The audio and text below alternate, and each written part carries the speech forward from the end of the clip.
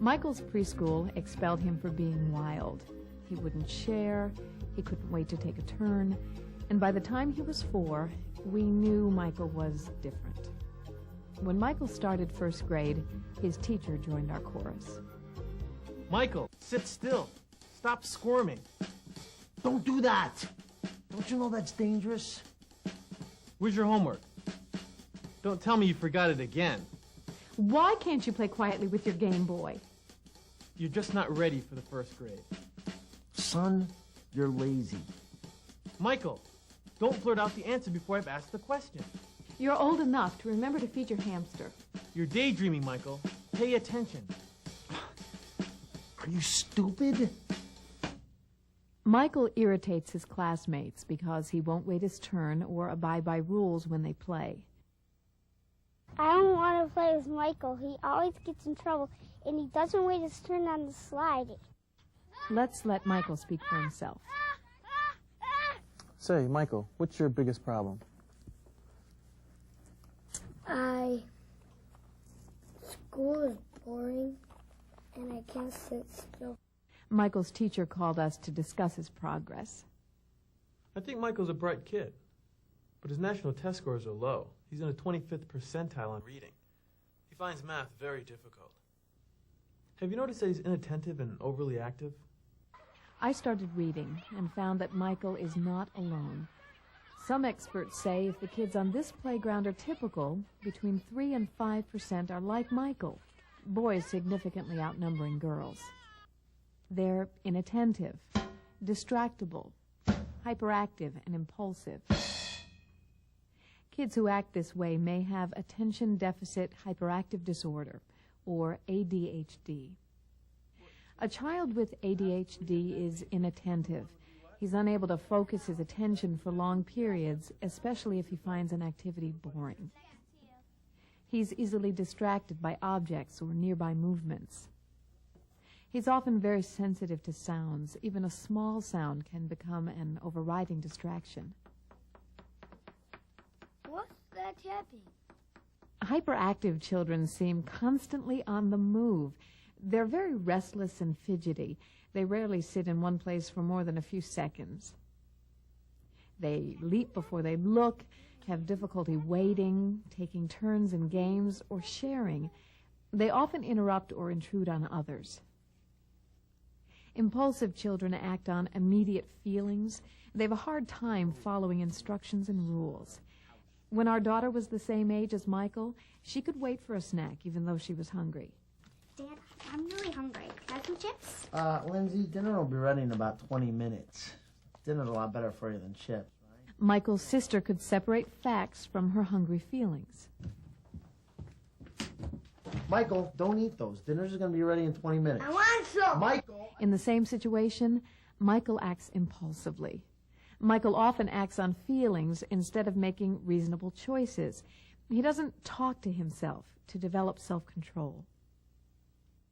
This experiment tests impulse control and is considered an important predictor of a child's success in later life. Now here's a cookie. I'll be back in 10 minutes. If you don't eat that cookie while I'm gone, I'm going to give you 2 cookies when I come back. A child with impulse control can wait 10 minutes for an extra cookie. By the middle of elementary school, a child has internalized speech, so they can talk to themselves. The cookie smells so good, and the chocolate chips are mushy because it's still warm. It's got nuts in it. I love nuts. I wonder if she'll bring me the same kind of cookie or a different one. All children find delaying gratification difficult, but ADHD children find it nearly impossible.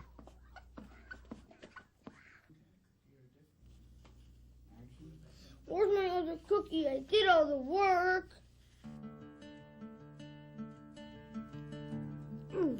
A child with ADHD doesn't have a strong sense of the past and future. Dr. Russell Barkley explains it this way. Say someone walks along a path. They can see ahead and look behind. Michael isn't like that. Imagine there's a screen 20 yards ahead of him that moves along with him, blocking his view. So instead of looking ahead, Michael responds to immediate things along the path. A child with ADHD lives in the moment. They have a diminished ability to look ahead to the future or evaluate past experiences. ADHD is persistent. More than half will have ADHD as adults. It's pervasive. It affects children academically, socially, and personally. ADHD is evident early in life. It begins when a child is 3 or 4 years of age. Michael had a thorough evaluation to diagnose his disorder. A psychologist interviewed Michael, his dad, and me about his behavior at home. We need your observations, day-to-day insights of people who have known Michael for a long time. Describe Michael as an infant. He was incredibly irritable and restless. Michael was a very difficult child to get into any kind of routine. Describe how this morning went. Couldn't find his clothes. He forgot to take his lunch to the school bus. The psychologist interviewed Michael to be sure that depression or anxiety weren't causing his problems. Many kids simply buckle under the pressure of their lives at home. Michael? Yeah? How often do you feel sad or bad about yourself? Too often. Michael received a battery of tests to find out why he doesn't pay attention. Did you take turns? Oh, well, you know what? I have some other things for you to do today, some fun things to read. Do you think you could read this and tell me about it? Got to start right up at the top. Oh, you're not ready yet. Michael, They tested his intelligence and his current achievement. You're going to say these numbers back after I say them to you. Listening? Okay. 4, 2, 7, 6. What's that noise? The results showed Michael's achievement is well below his intelligence. It was great to learn he really is a smart kid. They used the continuous performance test to assess Michael's hyperactivity. Michael's scores indicate he responds to external stimuli impulsively and without forethought. You can see the square over here. The staff at school observed Michael in class and interviewed his teacher. His teacher rated how fidgety he was, his restlessness, and his ability to follow directions. Michael's pediatrician gave him a complete exam to rule out physical causes, such as epilepsy, thyroid problems, sleep disorders, or anemia. Some illnesses have symptoms that mimic or contribute to learning disabilities. Michael is fortunate he received a very thorough assessment. A psychologist specializing in ADHD interviewed Michael, his dad, and me. His pediatrician examined him. He took a battery of tests. Teachers who work with him regularly at school shared their observations. An ADHD specialist observed him several times at school. The answer to the question, why can't Michael pay attention?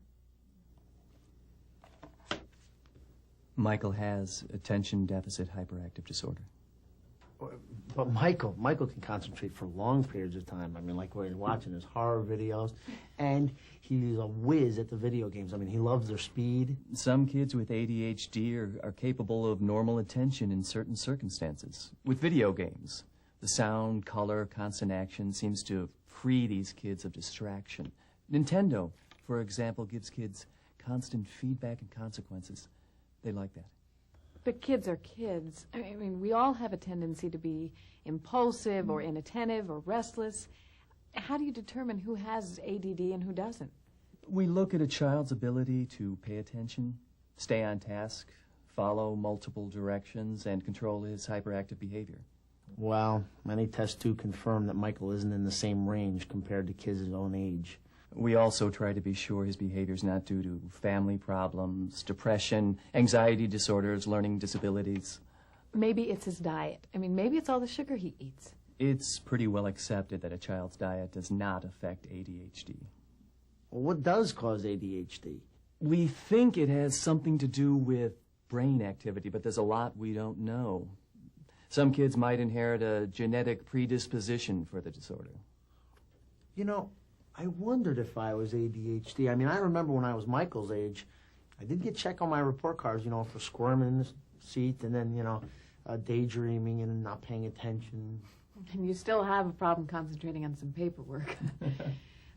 Is Michael going to outgrow this? I mean, when he's a teenager or an adult? Most don't outgrow ADHD. His symptoms may change. Now, Michael will mature into an adult, and he may learn to control his impulsiveness and inattention, but problems and challenges will remain, and he'll have to find new ways to deal with his disorder. The psychologist tried to explain ADHD to Michael. Mike, you know the difficulty you're having paying attention and getting your work done in school? Yeah. And you know the trouble you get in at home for not listening to Mom and Dad? Yeah. Well, you have this problem because there's a part of your brain that doesn't know how to listen well. Yeah. Now, you and your parents are going to work with your doctor and your teachers to help you do better. Okay. Good. It was a relief to have an explanation for why Michael was the way he was. I learned of a support group for parents of children with attention deficit disorder. I intend to check it out.